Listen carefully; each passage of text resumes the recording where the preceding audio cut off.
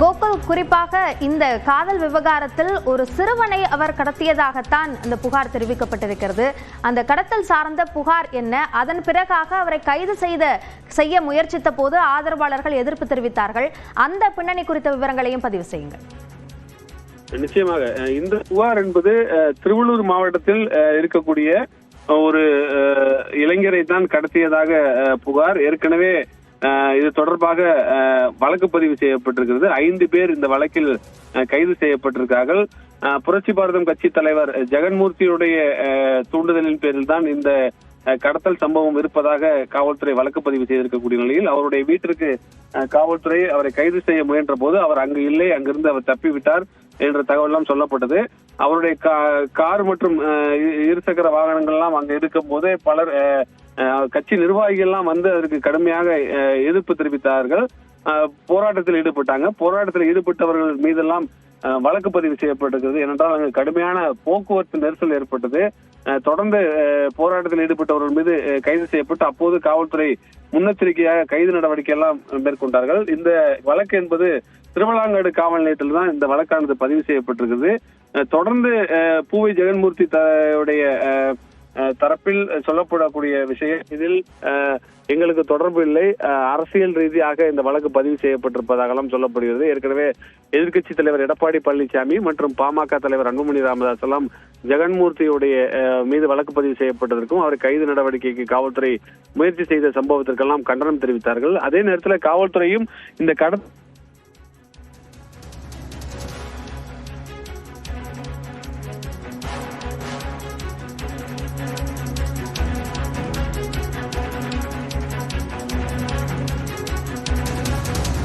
கோகுல், இணைப்பிலேயே இருங்கள். தொடர்ந்து சார்ந்த கூடுதல் விவரங்களை வழங்குவதற்காக நம்முடைய செய்தியாளர் பார்த்தசாரதி இணைப்பில் இருக்கிறார். அவரோடு பேசலாம். பார்த்தசாரதி, இந்த சம்பவம் குறித்த பின்னணி சார்ந்த விவரங்களை பதிவு செய்யுங்கள். அதாவது திருவள்ளூர் அருகே உள்ள கலாம்பாக்கம் கிராமத்தைச் சேர்ந்த தனுஷ் என்ற இளைஞர் தேனி மாவட்டத்தை சேர்ந்த ஒரு பெண்ணை காதலித்து, இன்ஸ்டாகிராமில் காதலித்து அந்த பெண்ணை திருமணம் செய்து கொண்டார். இந்த விவகாரத்தில் அந்த பெண்ணின் தகப்பனார் வனராஜா என்பவர் 2 கார்களில் வந்து அந்த கிளாம்பாக்கம் கிராமத்தில் உள்ள தனுஷ் வீட்டிற்கு வந்து விசாரிக்க சென்றுள்ளார். அப்பொழுது வீட்டில் இருந்த அவரது தம்பியை காரில் அழைத்து சென்றதை பார்த்த அந்த பகுதி மக்கள் யாரோ இது திருமண விவகாரத்தில் கடத்தி செல்வதாக காவல் நிலையத்திற்கு தகவலை தெரிவித்ததுடன் 100 என்ற எண்ணை அந்த காவல்துறை எண்ணிலும் புகார் அளித்ததை அடுத்து உடனடியாக காவல்துறையினர் விசாரணை நடவடிக்கையில் அப்பொழுது இறங்கினர். அதாவது 7ஆம் தேதி இந்த பிரச்சனையில் இறங்கினர். இந்த நிலையில் போலீசார் தேடுவதை அறிந்ததும் அந்த வாகனத்தில் வந்த வனராஜா உள்ளிட்ட அந்த 3 பேரும் அந்த சிறுவனை கொண்டு வந்து, அதாவது தனுஷின் தம்பியை கொண்டு வந்து வீட்டிலேயே விட்டுவிட்டு சென்றனர். இந்த நிலையிலும் வழக்கு பதிவு செய்த திருவள்ளாங்காடு காவல்துறையினர் 3 பேரையும் கைது செய்து 2 வாகனங்களையும் 18 லட்சம் ரூபாய் காரில் இருந்த பணத்தையும் பறிமுதல் செய்து அவர்களை திருத்தணி நீதிமன்றத்தில் நீதிபதி வீட்டில் ஆஜர்படுத்தி அங்குள்ள கிளை சிறையில் அடைத்த நிலையில் இந்த வழக்கில் ஏடிஜிபி ஒருவரும் சம்பந்தப்பட்டிருப்பதாக விசாரித்து தொடர்ந்து இதில் வேறு யாரெல்லாம் சம்பந்தப்பட்டிருக்கிறார்கள் என்று விசாரணையை மேற்கொண்டனர்.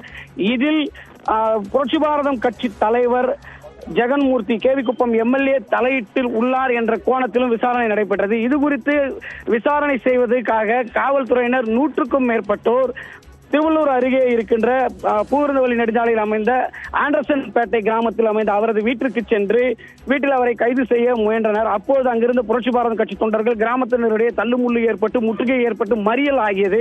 இந்த மறியலில் ஈடுபட்ட புரட்சி பாரதம் கட்சியை சேர்ந்தவர்கள் 2 பெண்கள் உள்ளிட்ட 20க்கும் மேற்பட்டவரையும் கைது செய்து வெள்ளவேடு போலீசார் வழக்கு பதிவும் தற்போது செய்துள்ளனர்.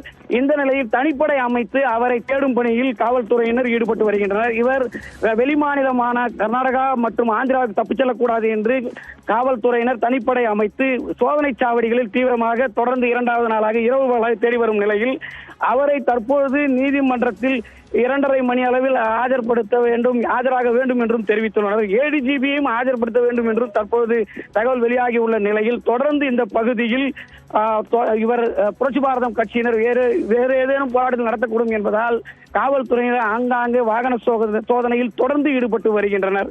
இந்த பிரச்சனைக்கு ஒரு தீர்வு நீதிமன்றம் வாயிலாக எட்டும் வரை ஒட்டுமொத்த திருவள்ளூர் மாவட்டமே ஒரு பரபரப்பில் உள்ளது. அரசியல் களத்திலும் இது ஒரு பரபரப்பை ஏற்படுத்தியுள்ளது என்றே கூறலாம். இந்த விவகாரம் குறித்த விரிவான விவரங்களுக்கு நன்றி பார்த்தசாரதி.